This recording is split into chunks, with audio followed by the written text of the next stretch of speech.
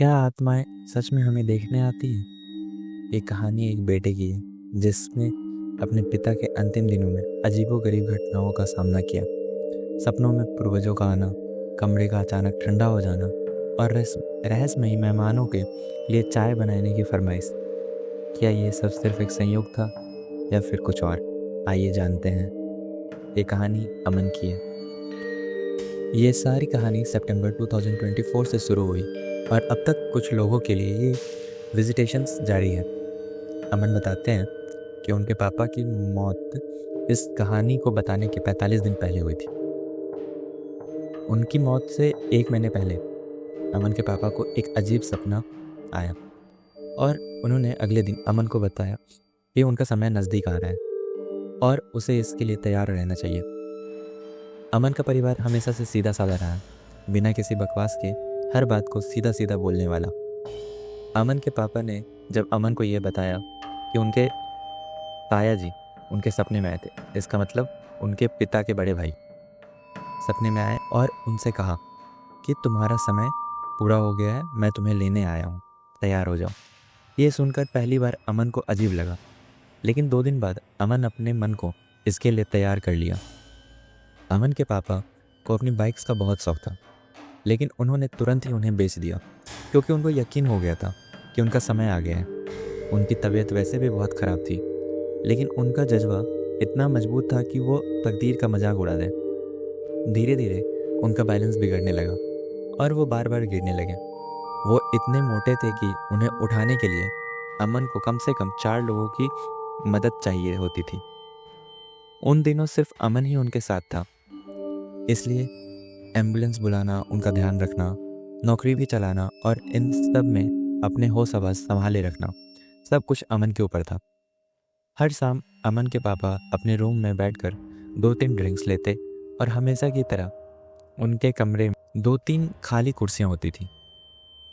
जब भी अमन उनके रूम में जाता, वहाँ एक अजीब सी ठंडक उसे महसूस होती। उनका शरीर भी एकदम ठंडा लगता। वो कहते कि ये 3 लोग मुझसे मिलने आए हैं। सब उनके पुरखों की आत्माएं थी जो कब के गुजर चुके थे। वो मुझसे कहते कि उनके लिए उनकी पसंद की चाय या खाना बनाओ। पहले तो अमन को ये सब बहुत अजीब लगा और डरावना लगा, लेकिन धीरे धीरे अमन को इस चीज़ की आदत पड़ गई। फिर आया वो पल। एक शाम अमन के पापा ने अपनी चाय पी और बैकयार्ड में बैठे थे। अमन एक फ़ोन कॉल लेने के लिए अंदर गया। ये अमन की बहन का कॉल था जो दूसरे देश में रहती थी। उसने अमन से बोला, मुझे अपनी पीठ पे एक अजीब सा बोझ उतरता महसूस हो रहा है, पापा को चेक करो। ये सुनकर अमन तुरंत भागता हुआ आया पीछे और देखता है चाय ज़मीन पर गिर चुकी है और उसके पापा अब नहीं रहे। अमन की बहन ने 30 मिनट के बाद फिर कॉल करा और कहा कि पापा तकलीफ़ में हैं, उनके हाथ ऊपर उठ गए हैं, उन्हें नीचे कर दो।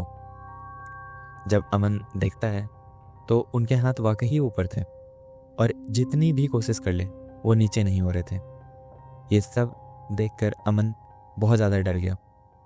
उस रात अमन की बहन ने फिर कॉल किया और कहा, पापा अभी भी बेचैन लग रहे हैं, उनका शरीर कहाँ है?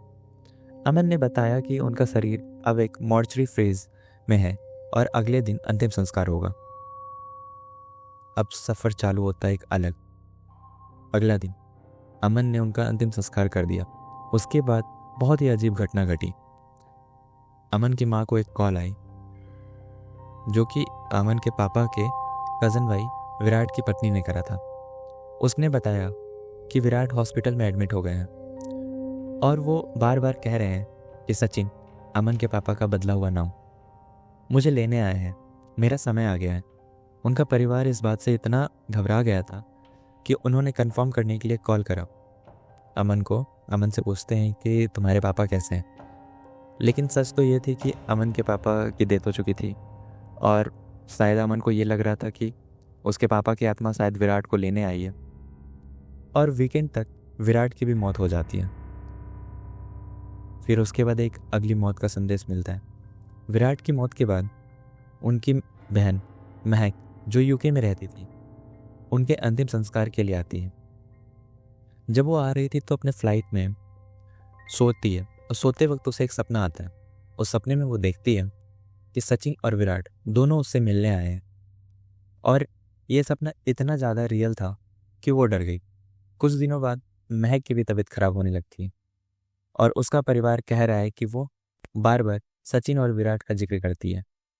अभी तक वो जिंदा है, लेकिन हम देख रहे हैं कि कहानी यहीं खत्म नहीं होती है। जब अमन के पापा की अंतिम संस्कार की रस्में हो रही थी, तब एक चीज़ बहुत ज़ोर से अनाउंस की गई थी, जो भी मर जाए उसको सिर्फ खुशी के पलों में याद करो। अगर दुख के साथ याद करोगे तो उसकी आत्मा इस दुनिया में अटक जाएगी और वो सबको परेशान करेगी।